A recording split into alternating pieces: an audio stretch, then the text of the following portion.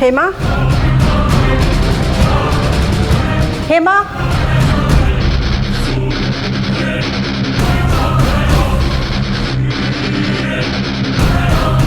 ಹೇಮಾ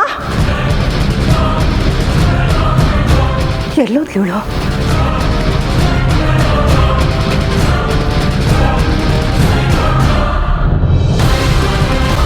ಹೇಮಾ ಹೇಮಾ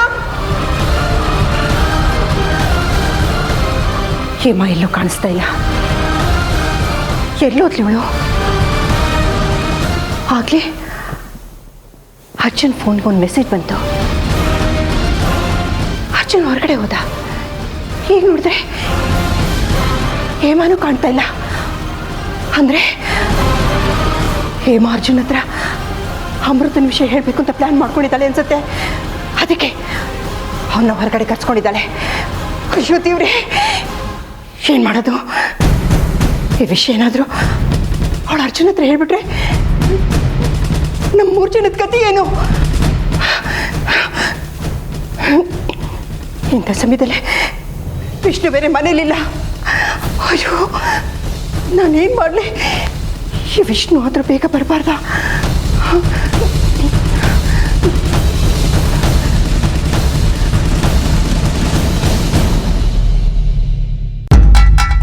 ಏನು ವಿಷ್ಣು ಹಾಗೆ ನೋಡ್ತಾ ಇದ್ದೀಯಾ? ಬಾಬಾ, ಇವರು ಹೇಳಿದ್ನಲ್ಲ, ಈ ಕಪಾಲೀಶ್ವರ ಮತ್ತು ಕರಾಳೇಶ್ವರ ನನ್ನ ಜೊತೆ ತಪಸ್ಸನ್ನು ಮಾಡಿ ಸಿದ್ಧಿಯನ್ನು ಪಡೆದುಕೊಂಡವರು. ಇವರು ನೆಲೆಸಿರುವುದು ದೂರದ ವಿಂಧ್ಯ ಪರ್ವತದಲ್ಲಿ. ಇವರು ತಮ್ಮ ತಪೋಶಕ್ತಿಯಿಂದ ಹಲವಾರು ಸಿದ್ಧಿಗಳನ್ನು ಸಿದ್ಧಿಸಿಕೊಂಡಿದ್ದಾರೆ. ನಾನು ಅರ್ಜುನ್ ಒಳಗಿರೋ ನಾಗಮಣಿಯನ್ನು ಹೊರಗೆ ತೆಗೆಯೋದಕ್ಕೆ ಇವರ ಸಹಾಯವನ್ನು ಕೇಳಿದಾಗ ಸಂತೋಷದಿಂದ ಒಪ್ಕೊಂಡು. ನೋಡು ವಿಷ್ಣು, ಇಂಥವರ ಸಾನ್ನಿಧ್ಯ ಸಿಗೋದು ಅದೃಷ್ಟ ಇದ್ದವರಿಗೆ ಮಾತ್ರ. ಇವರ ಹತ್ರ ಆಶೀರ್ವಾದ ತಗೋ.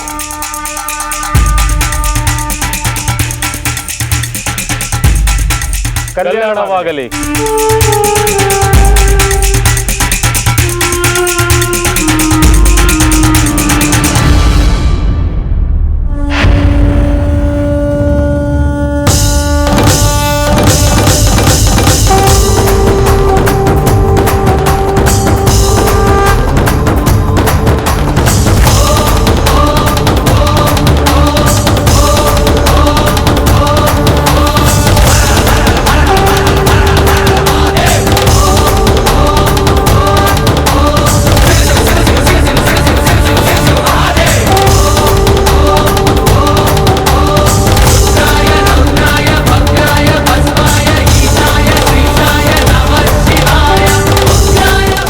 ಪರ್ವತದ ಕಾಲಭೈರವೇಶ್ವರನ ಕಪಾಲ ಭಸ್ಮ ಇವರ ಕೈಗೆ ಬೀಳ್ತದಂಗೆ ಕಪ್ಪಾಗಿದೆ ಅಂದ್ರೆ ಇವರಿಗೆ ಆಪತ್ತು ಕಟ್ಟಿಟ್ಟ ಬುತ್ತಿ.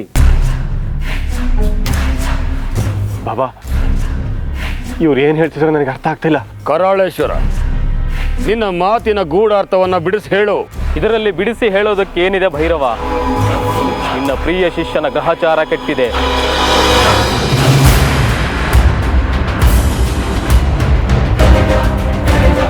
ನನಗೆ ಕವ್ದಿರೋ ಗ್ರಹಚಾರ ಕಳೀಲಿ ಅಂತ ನಾನು ನಿಮ್ಮ ಬಳಿಗೆ ಬಂದೆ. ಆದರೆ ಆಶ್ರಯಕ್ಕೆ ಅಂತೇಳಿ ಆಲದ ಮರದ ಬುಡಕ್ಕೆ ಬಂದರೆ ಆಲದ ಮರನೇ ಹಾವಾಗಿ ಪ್ರಾಣ ತೆಗಿತು ಅಂತಾರಲ್ಲ, ಹಾಗಾಯ್ತು. ಆತಂಕದಲ್ಲಿದ್ರೆ ನಾಕ ಕೂಡ ನರಕದ ರೀತಿ ಕಾಣಿಸುತ್ತೆ. ಅದೇ ಸಮಾಧಾನದಲ್ಲಿದ್ರೆ ಸಾವನ್ನು ಕೂಡ ಶಾಶ್ವತವಾಗಿ ಗೆಲ್ಲಬಹುದು. ತಿಳಿದುಕೋ.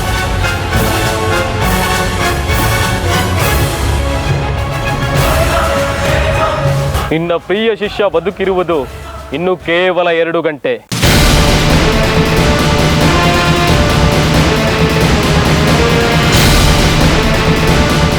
ಬಾಬಾ, ಇವ್ರು ಆಡೋ ಮಾತುಗಳನ್ನ ಕೇಳ್ತಾ ಇದ್ರೆ ನನ್ನ ಕೈ ಕಾಲಾಡದೆ ಉಸಿರು ಕಟ್ಟೋಗೋ ಥರ ಅಂತ ಅನ್ನಿಸ್ತಾ ಇದೆ. ನಿನ್ನ ಭವಿಷ್ಯವನ್ನ ನಿನಗೆ ತೋರಿಸ್ತೀನಿ, ನೋಡು. ಐ ಮಹಾಕಾಳ.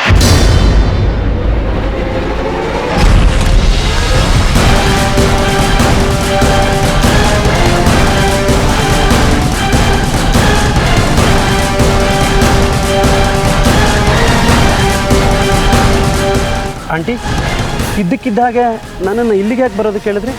ಅರ್ಜುನ್ಗೆ ಒಂದು ವಿಷಯ ಹೇಳಬೇಕಿತ್ತು. ಅರ್ಜುನ್ಗೆ ನೀವು ವಿಷಯ ಹೇಳೋದಕ್ಕೂ ನನ್ನನ್ನು ಇಲ್ಲಿಗೆ ಕರೆಸ್ಕೊಂಡಿರೋದಕ್ಕೂ ಏನು ಸಂಬಂಧ ಆಂಟಿ? ನೋಡು, ಪ್ರತಿಯೊಂದಕ್ಕೂ ಒಂದು ಬಲವಾದ ಕಾರಣ ಇದ್ದೇ ಇರುತ್ತೆ. ಅಮ್ಮ, ಏನು ಇಲ್ಲಿಗೆ ಬರೋದಕ್ಕೆ ಹೇಳಿದೆ? ಅದು ನಾನು ಇಲ್ಲಿಗೆ ಬರೋದು ಅಜ್ಜಿಗೂ ಹೇಳಬೇಡ ಅಂತ ಮೆಸೇಜ್ ಮಾಡಿದ್ದೆ. ಅದು ಅಮ್ಮ, ಏನು ಅದು ಇದು ಅಂತ ರಾಗ ಎಳಿತಾ ಇದೆಯಾ? ನೀನು ಮಾತಾಡ್ತಿರೋದು ನೋಡಿದ್ರೆ ನನ್ನಿಂದ ಏನೇನೋ ಮುಚ್ಚಿಡ್ತಾ ಇದೆಯಾ ಅಂತ ಅನ್ನಿಸ್ತಾ ಇದೆ. ಅದೇನು ಅಂತ ಓಪನ್ ಆಗಿ ಹೇಳು. ಅದೇನಾಯಿತು ಅಂದರೆ, ಅವತ್ತು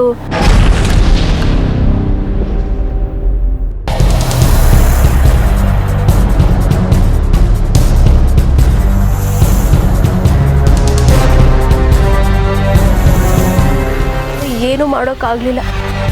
ನೀನು ಬರೋದ್ರೊಳಗೆ ಇಷ್ಟೆಲ್ಲ ಆಗೋಯ್ತು. ಏನೋ ಅಪ್ಪ, ಚಿಕ್ಕಪ್ಪ, ಅಜ್ಜಿ ಎಲ್ಲ ಸೇರಿ ನನ್ನ ಅಮೃತ ಅವ್ರನ್ನ ಮನೆಯಿಂದ ಹೊರಗೆ ಹಾಕಿದ್ರ? ನಾನು ಯಾರನ್ನೂ ಸುಮ್ಮನೆ ಬಿಡೋದಿಲ್ಲ.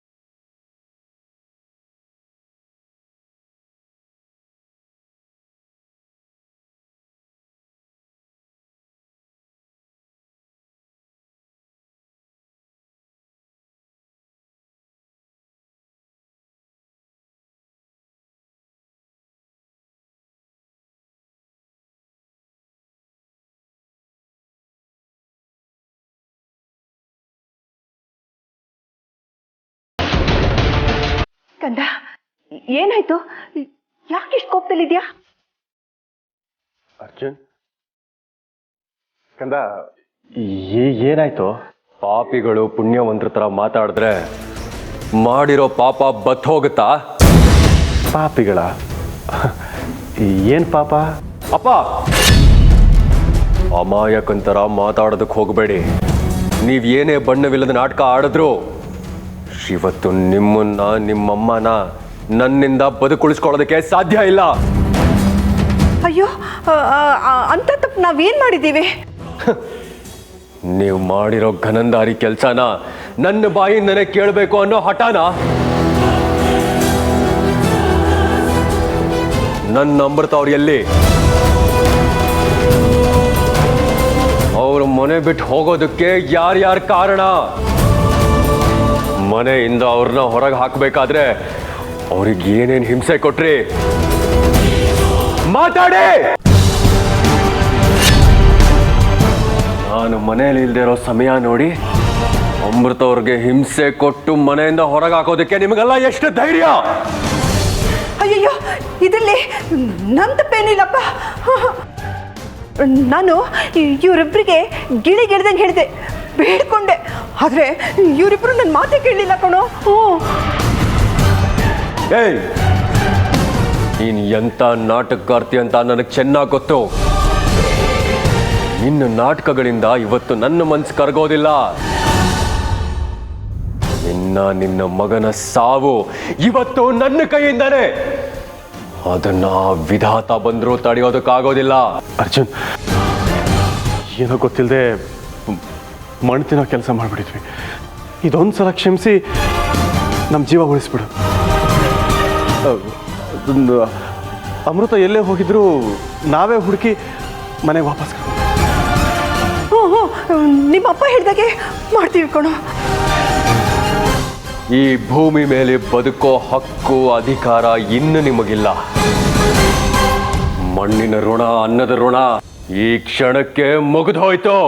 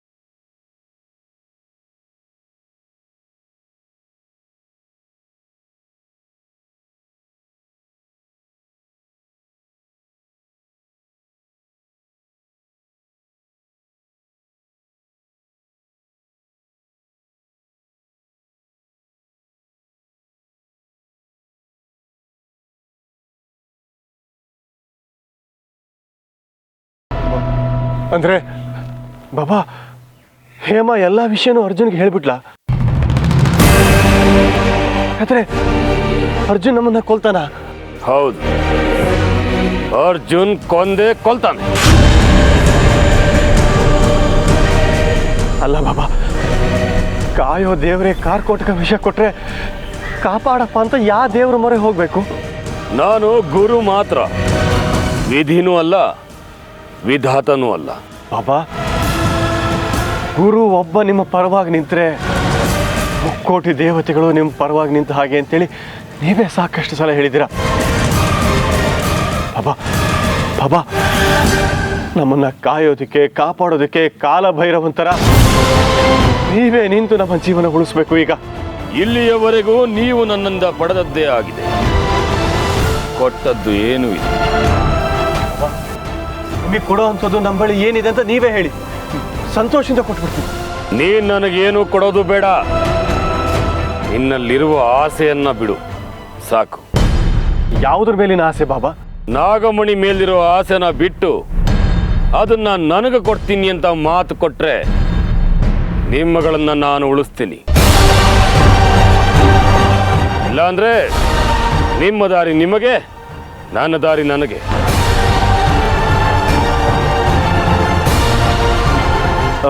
ಬಾಬಾ, ಜೀವ ಉಳಿದ್ರೆ ಸಾಕು, ನಾಗಮಣಿನೂ ಬೇಡ, ಯಾವುದೂ ಬೇಡ. ಇದೇ ಮಾತಾ? ಹೌದು ಬಾಬಾ,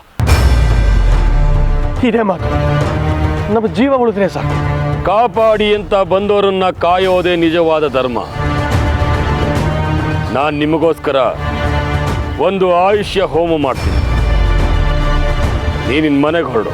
ಬಾಬಾ, ಮನೆಗೆ ಹೊರಡೋದಾ? ಯಾಕೆ? ನನ್ನ ಮಾತಿನ ಮೇಲೆ ನಂಬಿಕೆ ಇಲ್ವ ನಿನಗೆ? ನಿನ್ನ ಆಯುಷ್ಯು ಗಟ್ಟಿಯಾಗಿರಬೇಕು ಅಂದ್ರೆ ನೀನು ನೋಡಿದ ಜಾಗದಿಂದಲೇ ಶುರುವಾಗಬೇಕು. ನೀನು ಇಲ್ಲೇ ಇದ್ರೆ ಆ ಪೂಜೆಗೆ ಫಲ ದಕ್ಕೋದಿಲ್ಲ. ನೀನ್ ಮನೆಗೆ ಹೊರಡು. ಸರಿ ಬಾಬಾ.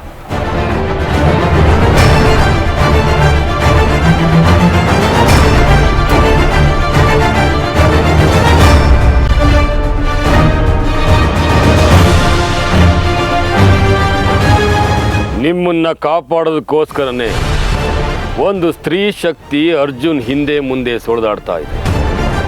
ಆ ಸ್ತ್ರೀ ಶಕ್ತಿ ನಿಮ್ಮ ಪ್ರಾಣವನ್ನ ಉಳಿಸುತ್ತೆ.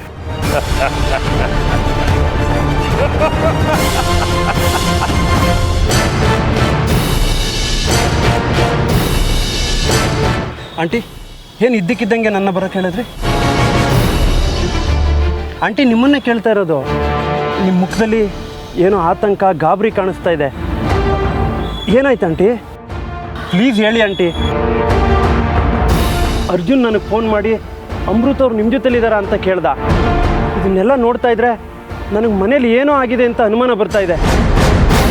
ಅದಕ್ಕೆ ಮನೇಲೇ ಇದ್ದಾರೆ ತಾನೆ? ಇಲ್ಲ. ಇಲ್ಲ ಅಂದರೆ ಏನರ್ಥ ಆಂಟಿ? ಎಲ್ಲಿಗೋದ್ರು? ಅವಳಾಗೆ ಹೋಗಿಲ್ಲ. ನಿಮ್ಮ ವಿಷ್ಣು ಅಂಕಲು, ರುದ್ರ ಅಂಕಲು, ನಿಮ್ಮ ಅಜ್ಜಿ, ಇಷ್ಟು ಜನ ಸೇರಿಕೊಂಡು ಅರ್ಜುನ್ ಮನೇಲಿಲ್ದಿರೋ ಟೈಮ್ ನೋಡಿಕೊಂಡು ಅವಳನ್ನ ಬಲವಂತವಾಗಿ ಮನೆಯಿಂದ ಹೊರಗೆ ಹಾಕಿದ್ದಾರೆ. ಅಂಥ ತಪ್ಪು ಅತ್ತಿಗೆ ಏನು ಮಾಡಿದ್ರು aunty? Vishnu uncle, Rudra uncle ಕೆಟ್ಟವರು ಅಂತ ಗೊತ್ತಿತ್ತು, ಆದರೆ ಇಂಥ ನೀಚರು ಅಂತ ಗೊತ್ತಿರಲಿಲ್ಲ. ಮನೆ ಮಗಳಾಗಲಿ ಮನೆ ಸೊಸೆ ಆಗಲಿ ಏನಾದರೂ ತಪ್ಪು ಮಾಡಿದ್ರೆ ಹಿರಿಯರು ಇಂಥ ತಪ್ಪು ಮಾಡಬೇಡಮ್ಮ ಅಂತ ಕೂರಿಸ್ಕೊಂಡು ಬುದ್ಧಿ ಹೇಳ್ತಾರೆ.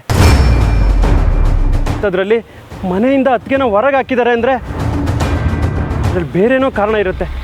ಅದೇನು ಆಂಟಿ? ಹೇಳಿ ಆಂಟಿ. ಅರ್ಜುನ್ ಬರಲಿ ಇರು, ಎಲ್ಲ ಗೊತ್ತಾಗುತ್ತೆ.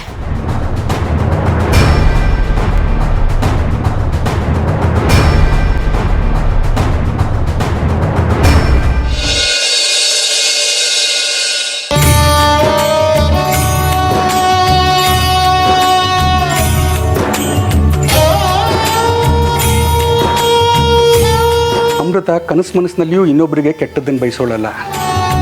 ಅಂಥದ್ರಲ್ಲಿ ಅವಳಿಗೆ ಹೀಗಾಗಿದೆ ಅಂದರೆ ನಂಬೋಕೆ ಆಗ್ತಾ ಇಲ್ಲ. ಅವಳ ಸ್ಥಿತಿನ ನೋಡ್ತಾ ಇರೋ ನಮಗೆ ಇಷ್ಟೊಂದು ನೋವಾಗಬೇಕಾದ್ರೆ ಇನ್ನು ಅನುಭವಿಸ್ತಾ ಇರೋ ಅವಳಿಗೆ ಇನ್ನೆಷ್ಟು ನೋವಾಗ್ತಾ ಇರ್ಬೋದು. ಒಳ್ಳೆ ಮನಸ್ಸಿರೋರಿಗೆ ಯಾವತ್ತೂ ಒಳ್ಳೇದಾಗಲ್ಲ ಅನ್ನೋದು ನಿಜ ಅನ್ನಿಸ್ತಾ ಇದೆ ವೈಷ್ಣವಿ. ಇಲ್ಲ ಕಣ್ರಿ, ನೀವು ಹೇಳ್ತಾ ಇರೋದು ಸುಳ್ಳು. ಭೂಮಿಗೆ ಹಗಲು ರಾತ್ರಿ ಅನ್ನೋದಿರುವಾಗ ಇನ್ನು ಈ ಭೂಮಿ ಮೇಲೆ ಬದುಕ್ತಾ ಇರೋ ನಮಗೆ ಕಷ್ಟ ಅನ್ನೋ ಕತ್ಲು, ಸುಖ ಅನ್ನೋ ಬೆಳಕು ಇರೋದಿಲ್ವಾ? ಅಷ್ಟೇಕೆ ನಮ್ಮನ್ನೇ ತಗೊಳ್ಳಿ. ನಮಗೆ ಮಕ್ಕಳೇ ಆಗೋದಿಲ್ಲ ಅನ್ನೋ ನಿರಾಸೆಯಲ್ಲಿ, ಹತಾಶೆಯಲ್ಲಿ ಇದ್ವಿ. ಆದರೆ ನಮ್ಮ ಬದುಕಲ್ಲೂ ಆಶಾಕಿರಣ ಕಾಣಿಸಿಲ್ವಾ? ಅದಕ್ಕೆ ಕಾರಣ ಅಮೃತ. ನಮಗೆ ಸಹಾಯ ಮಾಡಿದವ್ರಿಗೆ ನಾವು ಸಹಾಯ ಮಾಡೋದು ಧರ್ಮ ಅಲ್ವಾ? ಅಲ್ವೇ ಮತ್ತೆ ಈಗ ಏನು ಮಾಡೋಣ ಅಂತ ನೀವು ಹೇಳ್ತಾ ಇರೋದು?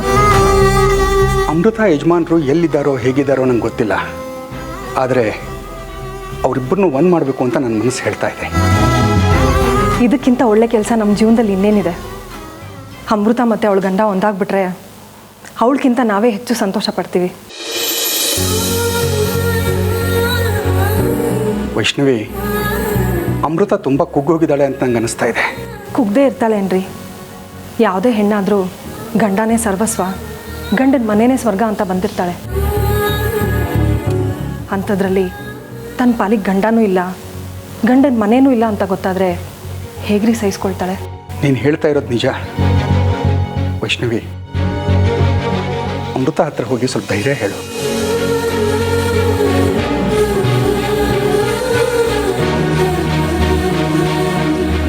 ಅಮೃತ, ಹೆಣ್ಣು ಅಂತ ಈ ಭೂಮಿ ಮೇಲೆ ಹುಟ್ಟಿದ ಮೇಲೆ ಇಂಥದ್ದನ್ನೆಲ್ಲ ಸಹಿಸ್ಕೊಳ್ದೆ ಬೇರೆ ದಾರಿನೇ ಇಲ್ಲಮ್ಮ. ಲೋಕಮಾತಾ ಸೀತಾದೇವಿಗೆ ಲೋಕನಿಂದನೆ, ವನವಾಸ, ಉಪವಾಸ ತಪ್ಪಿಲ್ಲ. ಇನ್ನು ನನ್ನಂಥ ನಿನ್ನಂಥ ಸಾಮಾನ್ಯ ಹೆಣ್ಮಕ್ಳಿಗೆ ತಪ್ಪುತ್ತಾ? ನೋಡು, ಕಷ್ಟ ಬಂತು ಅಂತ ಕುಗ್ಬಾರ್ದು. ನಿಮ್ಮ ಯಜಮಾನರು ಎಲ್ಲೇ ಇದ್ದರೂ ಅವ್ರನ್ನ ಹುಡುಕಿ ಮತ್ತೆ ಅವ್ರನ್ನ ಒಂದು ಮಾಡೋಣ ಅಂತ ಅವರು ಯೋಚನೆ ಮಾಡ್ತಾ ಇದ್ದಾರೆ. ಅದೆಲ್ಲ ಆಗದಿರೋ ಮಾತು ಬಿಡಿ. ಇಷ್ಟು ನಿರಾಸೆ ಆದರೆ ಹೇಗೆ ಅಮೃತ? ಇಷ್ಟಕ್ಕೂ ನೀನು ಯಾಕೆ ಹೇಗೆ ಹೇಳ್ತಾ ಇದೆಯಾ?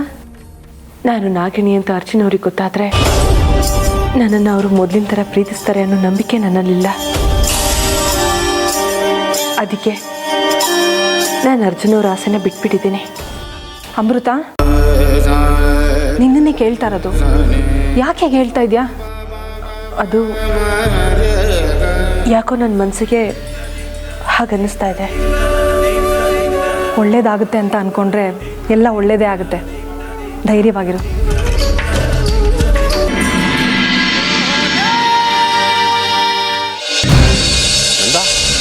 ನೀನು ಯಾವಾಗಲೂ ಬಂದೆ? ಈಗ ಸ್ವಲ್ಪ ಹೊತ್ತಲ್ಲಿ ಬಂದೆ. ಮನೆಗೆ ಬರೋದು ಬಿಟ್ಟು ಇಲ್ಲೇನು ಮಾಡ್ತಾ ಇದೆಯಾ? ಆಂಟಿನೂ ಇಲ್ಲಿಗೆ ಬಾ ಅಂತ ಹೇಳಿದ್ರು. ಅದಿರಲಿ, ನನ್ನನ್ನು ಯಾಕೆ ಇಲ್ಲಿ ಬರೋದಕ್ಕೆ ಹೇಳಿದೆ? ಅದು ಮೆಸೇಜ್ ಮಾಡಿ. ಅಲ್ಲ, ಅಜ್ಜಿ ಹತ್ರ ಯಾವುದನ್ನು ಏನನ್ನು ಮುಚ್ಚಿಟ್ಟೋಳಲ್ಲ ನೀನು.